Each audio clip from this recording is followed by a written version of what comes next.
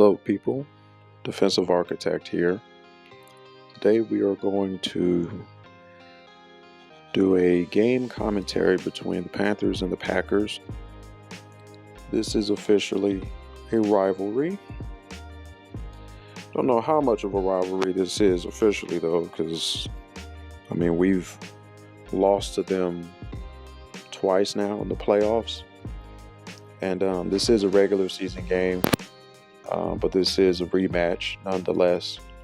And there's a high likelihood we will see them in the playoffs again. So this is definitely a statement game that we need to make against this team. This team definitely has our number. Last season they eliminated us out of the divisional round. And or was it the wild card? I think it was the wild card game last season. They were 9-8, and we were number 1 or number 2 seed. I think we were the number 2 seed last season, and they just beat us. Just beat us outright, and we kind of did some things that were uncharacteristic, but what's new? When the playoffs come around, for whatever reason, we just do all kinds of uncharacteristic stuff against this team. So, this definitely needs to change very quickly. But so far, so good here, though. We got them off the field. Offense is on the field. We score a touchdown, and now we're playing good defense. We held the ball for a while on offense, of course. That's what our offense does. We hold the ball, and we give our defense rest, which is what my offense is revolved around. My offense is built to support the defense. Okay, so I'm not trying to score as fast as possible because of the fact that my defense is going fast and going hard and running sideline to sideline, so I can't afford to have them out on the field, 30 seconds to 2 minutes at a time, because the offense wants to score or has a 3 and out almost every possession. So, those are the little things that you just need to understand, as you need to learn when it comes to conducting your defense. You still need a manageable offense. You don't need to spend a lot of money on offense. You just need to spend money, enough money to have a competent offense. And there goes that little corner route cheese. That play is so cheesy, that little corner route thing, because they have so much space. Like, I should say, so little space. But they always manage to create plays over there in that corner route, and it's always like 25, 30 yards gained and, stuff like that. So I really don't like that kind of stuff when the computer does that, when the CPU AI does that. I just don't really care for that kind of route. It should be picked off. Sometimes we pick it off. Other times they just, do crazy cheesy stuff like that. There goes one of those underneath plays. That's something that we definitely improved upon this season specifically, because we did give up quite a bit of big plays last season. And I think we were, I'm not sure if we had the number 1 offense last season, or we were like top 4, top 5. But, this time around, we're trying to, have the number 1 offense. I don't know why I said that. Number 1 defense. We're trying to gain the number 1 defense this season. But we need to be very efficient and proficient in other areas. The takeaways, sacks, stuff like that. Third down percentage, red zone percentage, which is where we are right now. We're in the red zone. So we have to make these stops. That was a good tackle. We have to make these stops. We have to make sure that, that we're on our game pretty much, so, this is a good defense here. It's a 2nd and goal now. And our red zone defense has improved. I will say that. We were I think last season we were top 10 or top 12 in red zone defense, but this season we're pretty high in red zone defense. And we get a lot of sacks in the red zone, which is what I love because I tend to play coverage in the red zone. I prefer to give up runs in the red zone than passing touchdowns. I don't want to give up any cheap touchdowns in the red zone. Okay. If I'm going to give up a cheap touchdown, it's going to be on the ground. Okay. I don't mind giving up, touchdowns on the ground and stuff like that because I want to stop the pass. I want to make sure that they understand that they can't pass against us. And, we did make another stop here in the red zone. So that's going to add on to our percentage statistically. And, so that was a good stop. So now we're back on defense. We missed a field goal. So now, it's still 7-3. We're going to have to turn up our defense now. I think we're going to have to find a way to create turnovers and, get some big plays on the ball and stuff. So right now I'm audibling my coverage, and I've been doing that lately. That's a good interception right there. That's what I was looking for. That was my corner. Chris Hall. He's definitely been tremendous over there on the left side of the field. But yeah, we did scored a touchdown, so we're up 14-3. So we're definitely making the statement that we need to make in this game, so that we can build some confidence against this team going into the playoffs. I think also this game is very important as well because this will determine. That's if we can stay consistent throughout the season. That was good gang tackling right there. Nice sideline-to-sideline play. But if we can stay consistent and beat this team today, we'll be able to have that number one seed. So that's kind of the goal that I'm going for. The overall goal is to make the playoffs and to get to a Super Bowl. But this season we're trying to take it slow. So we want to make the playoffs. We want to get to the divisional round. We want to finally get over the hump so we can get to the NFC title game. And more than likely, we're going to play this team in the NFC title game. More than likely. Okay. So that'll definitely, that'll be interesting.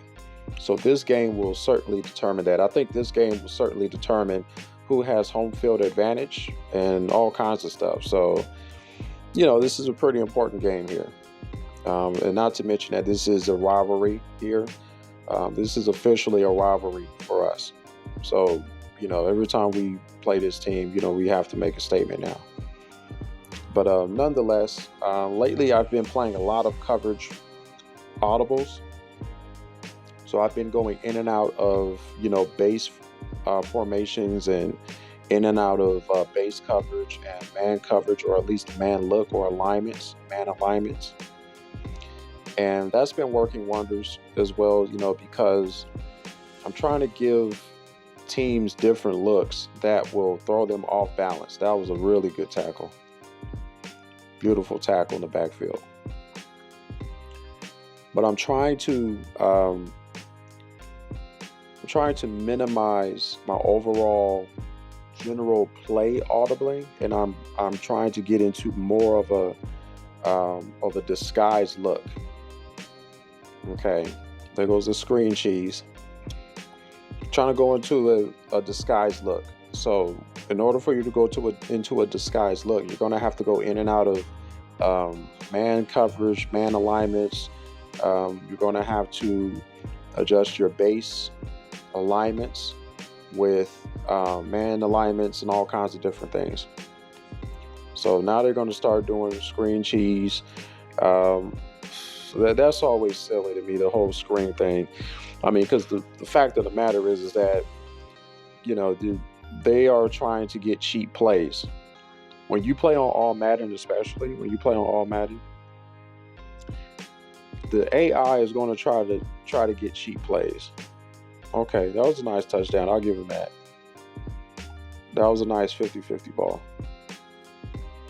But they're going to try to get cheap plays.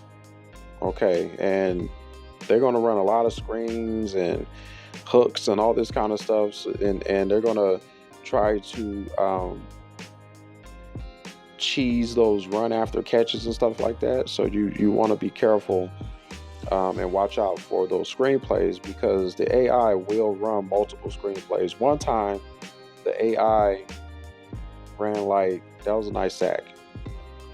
Beautiful sack. That was beautiful sack. That was a coverage sack. But one time, the AI ran the screenplay 5-6 times straight. I mean,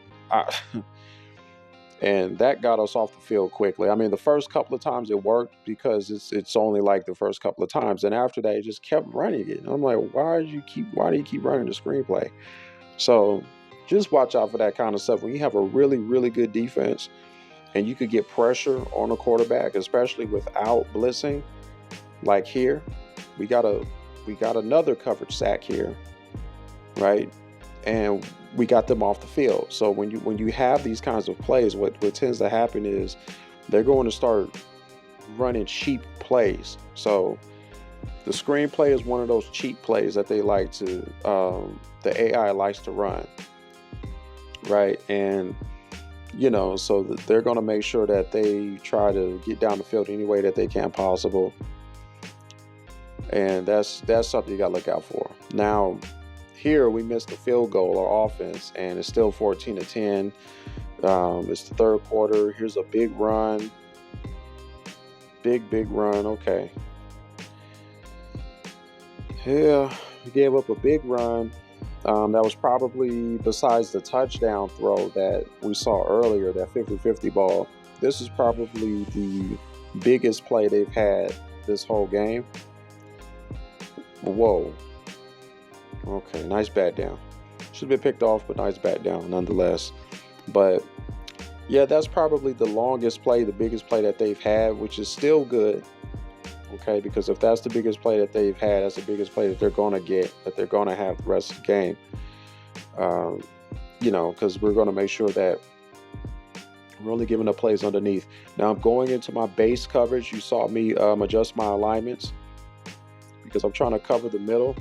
And sometimes when you try to cover the middle and things of that nature, the seams will kind of open up, which is kind of what you saw there in the last play. There was, even though he hooked the route, it was still in that seam area, in that in-between area. Nice. Beautiful sack. Beautiful sack. We get a lot of sacks in the red zone because they're constantly trying to pass. Because they're trying to get those passing touchdowns. I'll tell you, the computer's always, the AI is always trying to get cheap plays. When you play on all Madden, they're always trying to be cheap. So, they're going to try to get those run after catches because, they're going to shake off tackles and all this kind of stuff. Or they're going to try to throw their way and force a throw into the red zone. Or they're going to cheese with the linemen and stuff and kind of hold back your elite defensive line and get those kind of passes that you just saw right there. Okay, so they got one that time, so they definitely beat me on that play. But I try to do the best I can to not give up those passing touchdowns in the red zone.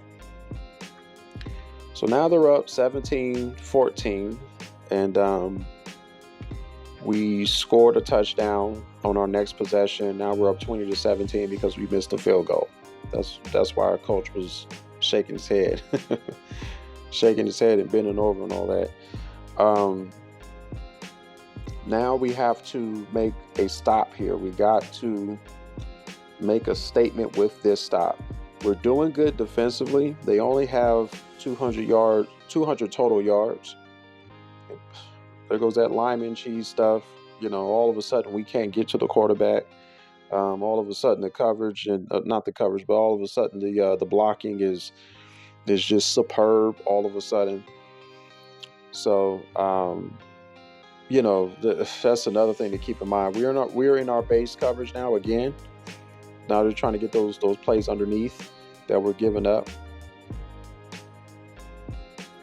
Okay, so we need to get them off the field, though. That's something we need to do, because if they get in field goal range, then they'll be able to tie the game or possibly take the lead with a touchdown. So we want to change that. I'm in my base coverage again, and now they're trying to run those quick outs, those quick curls, those quick hooks. Now here we go with that, which is fine once again, because this is all we're giving up anyway. So we don't care about none of that stuff. I'm going to cover 2. And missed tackle, of course. Now they're on our they're in our territory. So now we have to defend a little bit harder. So now we're going to press. We're going to go into press coverage. That was good defense. So sometimes what you got to do, you got to mix things up. You got to get into your press coverages, press alignments. We're going to our cover 2, and then I'm audible to the base again, the base look. There's another pick. There we go, baby. There we go. Another pick. Yes, indeed. Yes, indeed. That's the benefit of masking your coverages, okay? Going in and out of your base coverages and going in and out of your man alignments, it forces them to make a play. So once again, we missed another field goal, and my kicker is like atrocious already as it is. But we should be up like 24-17, or at least 26-17 or something. But hey, whatever. We got to play some more defense. This is why I built this elite defense, just in case the offense slips up and does what they do sometimes. Our defense is poised enough and elite enough to make plays. So there's just over 7 minutes to go in the game, and we've been playing pretty good defense so far. So right now we're going into our base alignment again. So I got my guys out to cover the chains, and there's a sack as a result. Absolutely. Absolutely. Another sack. So I believe that's about 5 sacks in this game so far against this team. So we're going back our audible to the base again. I'm covering the chains again, and we got another sack. This is what happens when you mix things up. He saw one look. They threw some cheap plays underneath a few times, and then now we're covering those chains, and they can't get those long passes off, and he's holding the ball too long, and therefore we got 6 sacks. And there we go. And I anticipated that. I knew that they were going to eventually go long. I knew they were going to go long eventually. I mean, not specifically on that play, but eventually that's what they were working up towards. And this time he actually forced it instead of taking the sack. Okay. So now we're up 27-17. We're making our statement here, especially defensively. We're definitely making the statement that we need to make, and hopefully winning this game will give us an opportunity to have home field advantage, because it's pretty much coming down to these two teams. So, that's that. But, okay, here we go, trying to force plays. He was holding the ball too long. We got 7 sacks in this game because this guy is trying to force plays downfield, which is good for us. But here we go again, trying to force a play, throwing it underneath, which is fine. We don't care, and we're up by 10. So that doesn't matter. So I don't care about them wasting a whole bunch of time throwing passes underneath. As long as they don't throw it over the top and get big chunk plays, we're fine. So now it's 40 seconds. It's still wasting time. They got 2 timeouts left. And still wasting time. And that's fine. I don't care. They could go down the field 10 yards at a time. I don't care. because they just wasted a whole minute. They only have 30 seconds left, and they wasted a timeout. They're barely on our side of the field. And here we go, trying to hold the ball again. Nice tackle, nice convergence on the ball. So now it comes down to a Hail Mary play, and this is the end of the game pretty much. So this was a textbook game. We had 7 sacks in this game. That's what I'm really proud of. 7 sacks, 2 picks. Now that's a hell of a defensive game. And this is a hell of a statement win that we've had here, that we've made. And so this was really good. Really proud of these guys. And hopefully this will help us in the standings. That's if we can stay consistent and win out the rest of the way and stuff like that. But that's the end, guys. Thanks for watching. I hope you enjoyed this. Definitely enjoyed this win. Once again, 7 sacks, 2 picks. We got pressure on him all the time, and we didn't give up any cheap plays or anything like that. So, good win. Thanks for watching, you guys. Till next time, I'm signing out. Have a good day.